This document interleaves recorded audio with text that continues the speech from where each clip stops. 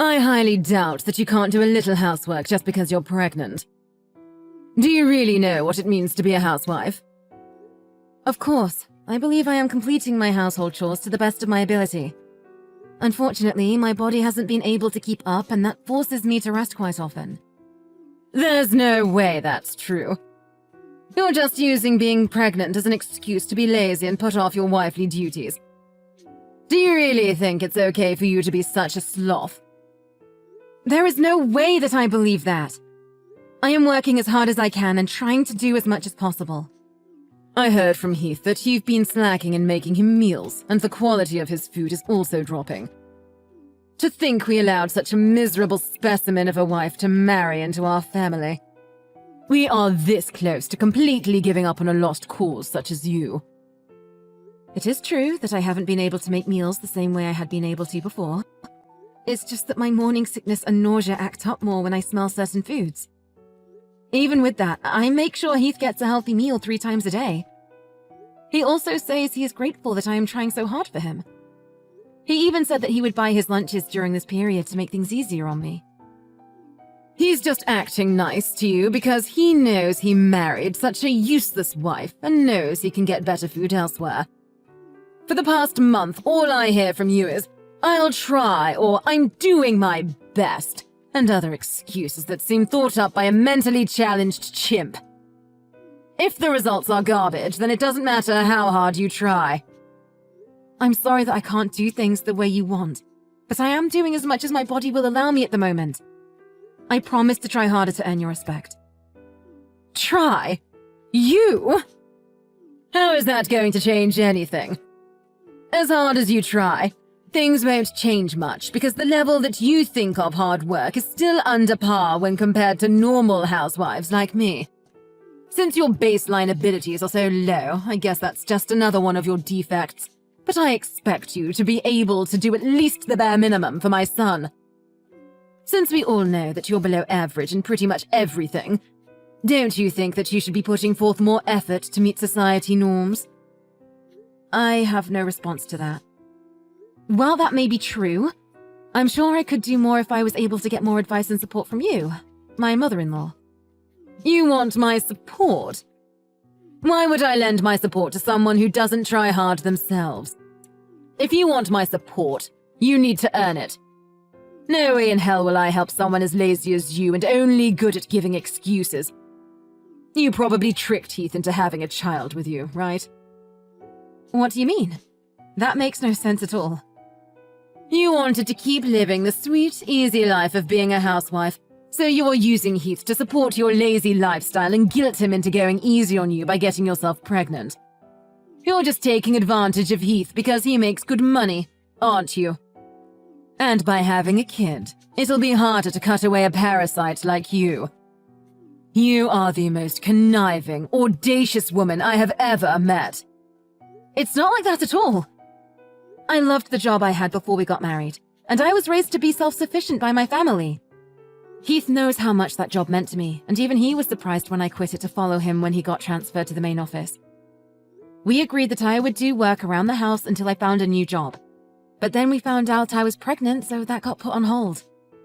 I fully intend to go back to work once our child's born and things settle down. A likely story. You say that now, but I know that you finally understand that lazing around the house and doing the bare minimum fits your millennial brain. You're just going to find some excuse to keep working as a housewife and live off Heath's hard work. It is so easy to see through the shallowness of your personality and your belief in your own entitlement.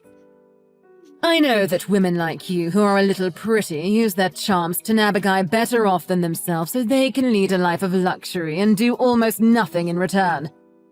I can't stand the sight of your generation that have had everything handed to them on a silver platter think that they can continue to get through life leeching off others. It may be true that my generation had it easier than those before it, but isn't that what all parents strive for? I too want to work hard so my children don't have to go through many hardships. You say a lot to me about being a housewife, but aren't you one as well? Of course I am. But it's okay because that's just the time we lived in. Nothing wrong with that. Men worked and women stayed at home, keeping the place clean and making sure the men had a warm meal waiting for them when they returned. Really? My parents both worked full-time, and so did the parents of almost all the people I grew up around. That just shows the difference between our white-collar world and your blue-collar existence. Nothing to be ashamed about. Well, if I had a daughter like you, I would be pretty embarrassed by how you turned out. I don't think that has anything to do with it. Stop changing the course of this conversation. Do you understand what it means to be a part of this family? Once you took our name, certain responsibilities also came along with it. With that being said, for the next family reunion next month, you don't expect to be treated different just because you're pregnant, do you?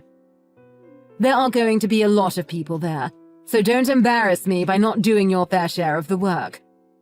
I expect you to work doubly hard to show that you are a good fit for our family. I will help out as much as my body will allow me to. By then, my morning sickness should have abated for the most part. I hope you understand your position here. You are going to be allowed to visit your in-laws' house, so you had better show up prepared. You know what that means, right? Don't come empty-handed. Of course, we always bring a gift of gratitude when we visit. I always try to choose something that best suits the occasion that we meet under. Then instead of the cheap crap you usually bring around, why don't you dig a little deeper and bring something that might actually make me happy?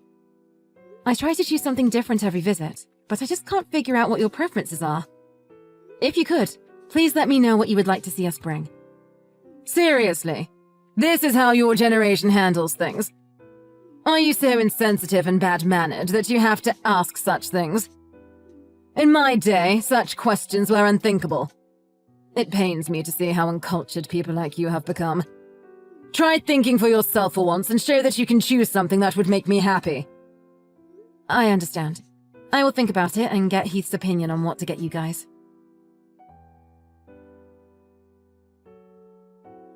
Hello, Sarah. Do you have a little time to talk? There's something that's been bothering me, and I wanted to clear it up with you. Hey, it's good to hear from you again. What can I do for you? Recently, Christy has been in a really bad mood. Unstable, really. I'm not sure if it's because of menopause or some other reason, but all she does is complain constantly. I know it's rude of me to contact you directly about it, but she is always talking poorly of you, and it is worrying me mightily. Thank you for coming to me directly with this. If there is something that I'm doing wrong, I will fix it. Could you please let me know what she's unhappy about? Well, ever since Heath first introduced you to us, I've known you as a humble and hard-working individual, so I'm not swallowing everything my wife says as the gospel truth. So if anything I say is not true, I want you to let me know.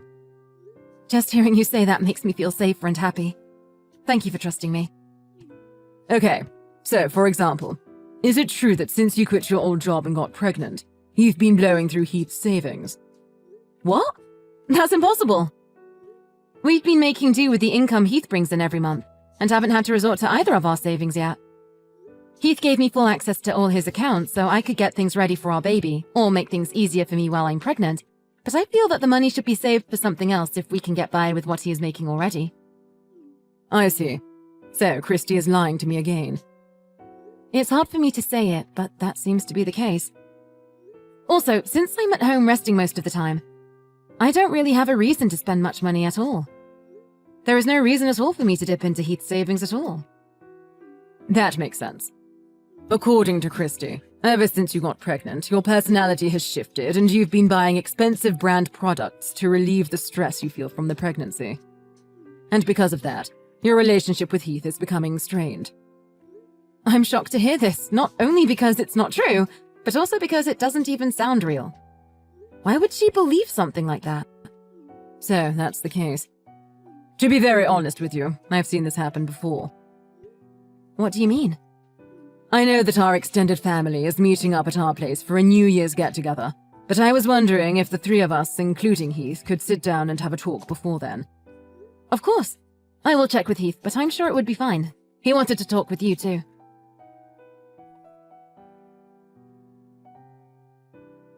Your face was priceless. The expression you had after getting a pint poured over your head was hilarious. I wish I had a camera for it. I would frame it and put it up in our entrance so everyone could see the stupid look you had on your face. This is an example of a country bumpkin that decided to sit down for a minute instead of doing exactly what her mother-in-law told her to do. Would be the engraved caption under it. I only sat down for a minute. I didn't think that would enrage you enough to pour a whole mug of cold beer on my head. Did you really think you could take a break just because you're pregnant? How weak are you millennials anyway? It's in our house rules. Wives need to be eternally on their feet, ready to work. As soon as you decided to marry my beautiful boy, you agreed to live by my rules. So I expect you to work regardless of your physical well-being. I was helping out the entire day without rest. Not even being allowed to rest for a minute is too harsh. This is supposed to be a family, not an Amazon warehouse. It was like this when I married into this family, so I expect you to follow the same rites of passage. It's even within my authority if I decide to knock you to the floor when you are in my way or moving too slow. Are you serious? You have to be kidding. That would put the child I carry in danger. Then it's your job to protect them by not being lazy and working hard. It doesn't matter if you're pregnant. You just married into our family, so you need to sweat just to earn a place here. Next time I catch you resting, even for a second, you will find your butt out on the street so you can think about how useless you are being. Don't worry, I'm never coming back. Like you have a choice. When Heath wants to see me, you will have to come along as well. Then I can take good care of you at that time. Wrong. Neither Heath nor myself will ever share the same roof as you ever again. Tonight was the last time you will probably ever see either of us. Thank you for showing me how not to act as a mother-in-law when my children bring home their partners. What on earth are you talking about? Who do you think you are, talking to me like that? When you get back from changing your clothes, I am going to show you the true meaning of respecting your family. Hurry up and change. How long does it take you? This is what I'm talking about when I say you are a slow dullard. Heath has already snuck me out of the house and we are on our way home. Since you will never see me again, you no longer need to focus your anger on me. Please find something to direct your ire at. Maybe knitting, jogging, joining the army as a drill sergeant. Don't give me that horse crap. Once you marry into my family, you will be expected to be useful as an in-law. Once Heath read that you would kick me out of the house in this weather, he lost it. He said anyone who would put a mother and child in that much danger is worse than Stalin and a shame to mankind. That's how he put it, minus the expletives. Quit messing around and get in here. As long as you do as you're told, nothing bad will happen to you. So quit running your mouth like those pundits on the news. Everyone knows that expecting mothers should not be put under too much stress by working. You know this better than most, don't you, Christy? What kind of weak snowflake talk is that? Quit acting like a victim and get back here. You are so caught up in your self-righteous ranting that you haven't looked around the room at all, have you? Where is everyone? You've just been projecting your own disingenuous ideals onto me this whole time, haven't you? The lazy daughter-in-law that always shirked her duties was you, wasn't it? How dare you? How would you know anything? I heard everything from your husband. When you were pregnant with Heath, you used that as an excuse to completely stop doing housework. He said that he would come home to a dirty house and no food in the kitchen, but find you in your famous reclining Buddha pose on the sofa, laughing and snacking in front of the TV. Famous? What's that mean? Yes, it's an inside joke amongst the whole family. You were probably in that pose on your sofa during most of our conversation, weren't you? How dare you? No, I wasn't. Aunt Shelley snapped a pic and sent it to me before she snuck out 15 minutes ago. Colin showed me his collection of pictures he's taken of you over the past 20 years. On that couch, in that pose. I actually peed myself a little laughing looking at them. I would like to blame it on the pressure the baby is putting on my bladder, but it probably would have happened regardless. Lies. Horrible lies. Back to the salient point. When you were pregnant, you used that as a shield to avoid doing any chores even when you felt fine. In fact, You always bragged that you never once experienced morning sickness to your friends after Heath was born. You went on shopping sprees with his credit cards, claiming that it was the only way to relieve the stress you felt from the pregnancy. Whenever someone confronted you about your behavior, you would go into histrionics and enter drama queen mode. I don't know what Trevor told you, but it's obvious that those are all lies. I even heard similar stories from his siblings, cousins, and nieces and nephews. So with so many corroborating stories, it's difficult to believe your claims that they are all lies. How could you? Why would you stick your nose so deep into our family's affairs? There is no reason for Father to lie. In fact, these stories only make him look bad for letting you walk all over his family name. There really was no need for me to talk to so many other family members, but once they heard that I was looking for more evidence, they began contacting me instead. Trevor telling me his story had the effect of the little Dutch boy taking his finger out of the hole in the dike. There's even a group chat full of family members trading stories about you named A Compendium of Caligula Christie's Chronicles. You can credit that clever alliteration to Heath. This is the most humiliating thing I have ever heard. Oh, it gets worse. Colin made an internet forum of the same name and it blew up. Oh, what? It's better if you stay clueless about that one. How could you do something so terrible to me after all I've done for you? Me? I just asked questions if my treatment at your hands was par for the course in this family, and obviously it wasn't. How dare you put me on the spot like this? So what if it's true? What are you going to do about it? I'm not going to do anything. The beer incident that you so enjoyed inducing seems to be the straw that broke the camel's back. Trevor has had it and intends to cut you off completely. What do you mean? Where is he? He's in the passenger side next to Heath. Why did you take him with you? What are you going to do to him? Whoa, stop jumping to conclusions. We didn't take anyone. He wanted to come with us because he was sickened by what you did tonight. He was in tears and on his knees begging us for forgiveness, even though he did nothing wrong. Why does he have to apologize? You were the one who was being lazy. You were the one loafing around your entire life. Trevor. No way. Yes way. He decided to reply to that after reading it. Tell Trevor to stop coddling you and get back here where he belongs.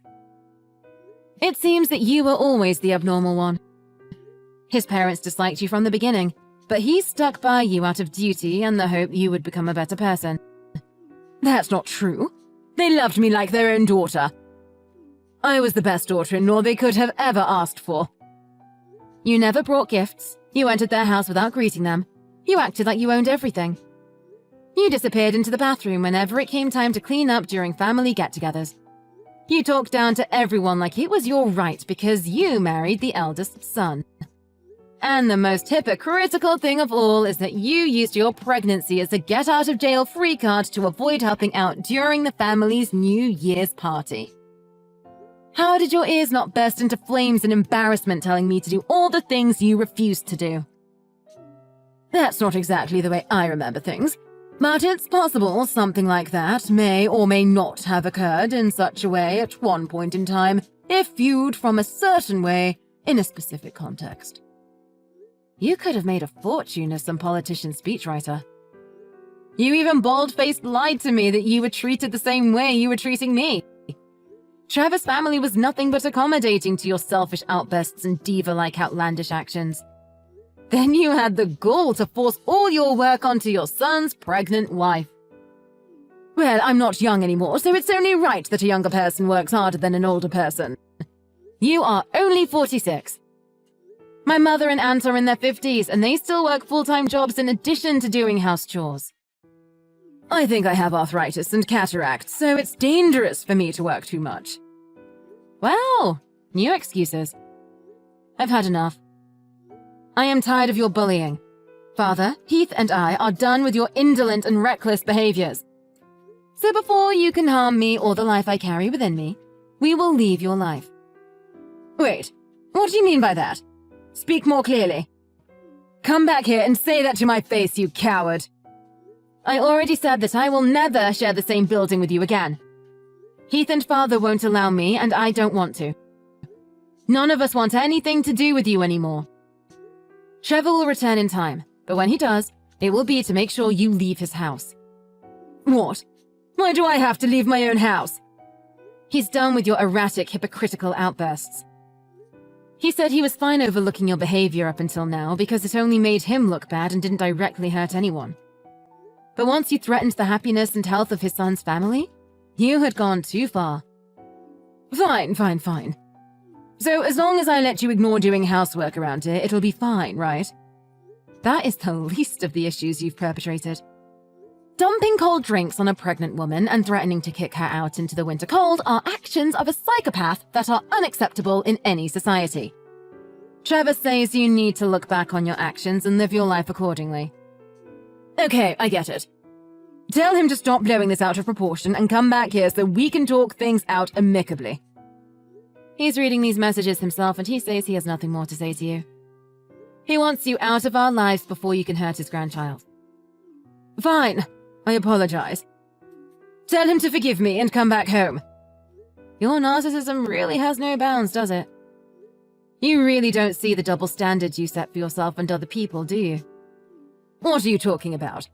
I treat people the way they deserve to be treated and expect people to respect me the way I deserve to be respected. It's only fair. This is the self-centered behavior everyone is talking about.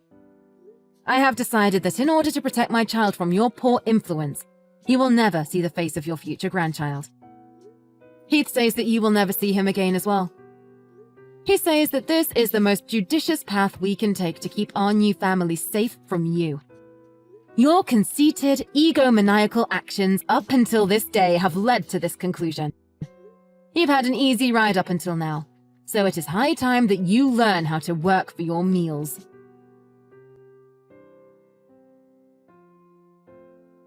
It turns out that Christy fell on her knees and cried for forgiveness from Trevor when he returned home a few weeks later. Unfortunately for her, he had had enough of her self-absorbed ways, so her apologies fell on deaf ears. He turned her out of his house after living large as a failure of a housewife, which forced her to find a part-time job so she could afford a ratty apartment to live in. We can only hope that this experience can open her eyes to her foolishness and give her a change of heart. I'm not holding my breath on that, but who knows what the future holds. Hey Seth, sorry, but could you eat at a restaurant or buy takeout tonight? What? Why? I have a fever. I won't be able to take care of your mother this weekend too, I think. Huh? I think that if I get good rest tonight, I'll probably feel a bit better in the morning. I thought I'd go to the clinic first thing tomorrow morning. What are you complaining about? It's just a fever. There's some medicine in the emergency box, isn't that enough? I want to have a proper checkup at the clinic. Listen here, Jessica. Stop thinking about only yourself. I'm tired after coming home from work and can finally take a break on the weekend. You must have some nerve to make the pillar of this family, me, do stuff on my valuable weekend. Please, I'm begging you. I feel really bad right now. No, you listen to what I say. This weekend, my sister and her children are coming to visit. What? Do you mean your sister Melanie? Obviously. Who else would it be? Do you mean she's coming with all of her 5 children? Of course. I'm going to pick them up at the station now, so prepare dinner for all of us, all right? I really can't. Hi, Jessica. I just met Seth now. He said he already told you that we would be coming, so I won't explain it to you again. Well then, take care of my 5 children for me. All right? But I don't remember agreeing. Seth, when I woke up, you and Melanie were gone, and just her 5 children were left. Where did you two go? I think the children are going to get lonely without you two in a new house. Will the 2 of you please come back? Where did you go? Huh? What do you mean, where did we go? We went on a trip. What? A trip? Didn't I tell you?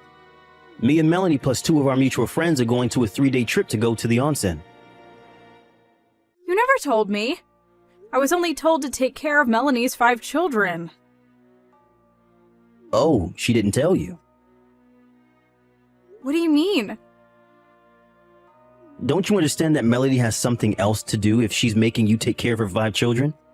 You see, she did explain it to you. That's what you call not explaining enough. Not only will she be gone for 3 days, but you won't be here either. I can't suddenly just take care of 5 young children without any preparation. You're telling me to take care of your old mother as well? What you've been asking of me since yesterday is crazy. Quit whining. What's your problem? You're just a housewife that doesn't do any work usually. Huh? I don't do any work? All you have to do when taking care of my mother is give her food and change her diapers, right? Huh? You think that's all I do? Melanie said it's almost time for the 5 children to wake up. Come on. Hurry up and prepare food for them and make them eat breakfast. Oh, and do wash the dirty clothes Melanie brought with her yesterday as well. Melanie is usually really tired having to take care of their 5 children, so I want her to relax and refresh during this vacation. Oh, it looks like we'll be arriving at the onsen soon, so I won't be able to contact you for a while.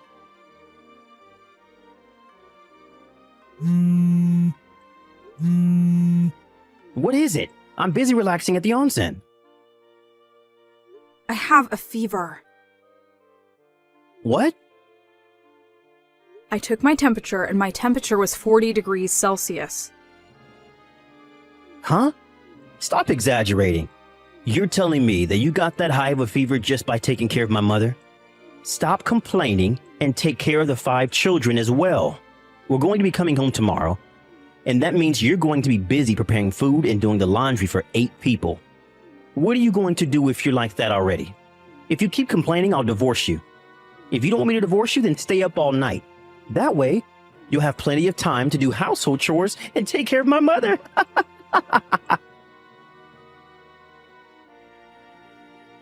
Hey, Jessica, we just got home. I'm going to park the car in the parking lot, so I'll drop Melanie off first. Wash our dirty clothes, all right?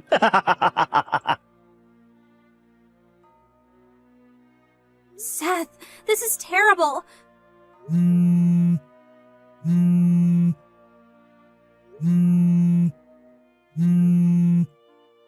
Something really serious has happened. Melanie, what is it? Your wife. What's with Jessica? Oh, don't tell me she was too lazy to do any cleaning and the house is a mess. Jesus, that woman. I need to teach her a lesson as her husband after this. Jessica's collapsed and is unconscious. What? She collapsed near the front door. No way. This is so scary. Hurry up and come home. Yeah, okay. Hi, Seth. I heard that Jessica collapsed from a combination of overwork and pneumonia. It seems so. My children. It seems that before collapsing, she sent them to my aunt's place. Aunt and uncle are so furious at me. Me too. Mother was handed over to a day service by Uncle Wallace, who happened to visit our house that day. He was furious at me and just finished scolding me now. He even punched me in the face. This is all your fault. What? You said that Jessica had experience as a nursery teacher, and that taking care of 5 children for a few days would be easy for her. I had no idea she was feeling ill and had a really high fever. Just her being sick was enough to be worried about. What would you have done if my children got sick as well? What's your deal? This isn't my fault. You're the one who said you wanted to go on an onsen vacation with your boyfriend Jafar, and that your children would be a bother. All I did was cooperate because I wanted to help you. If you just wanted to help me, then you didn't need to come yourself. You even brought Angeline with you. To think that you would come to me and my boyfriend's vacation with your girlfriend, Angeline. I'm the one who provided you guys with a car, and we barely even saw each other while we were there. Don't make this my fault. I didn't do anything wrong. I didn't do anything wrong either. No, this is your fault. No, it's yours. Fine, if it's come to this then. Yep, we'll have Jessica decide. I don't want either of us lying to her and giving her the wrong idea about the situation. So I send this conversation to her. I see. That's fair, I guess. We'll have her judge when she gets out of the hospital 1 week later. You better get ready for it. No, you're the one who needs to prepare.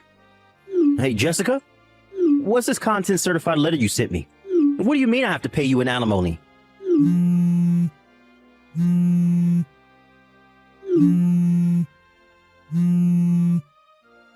Jessica, explain this.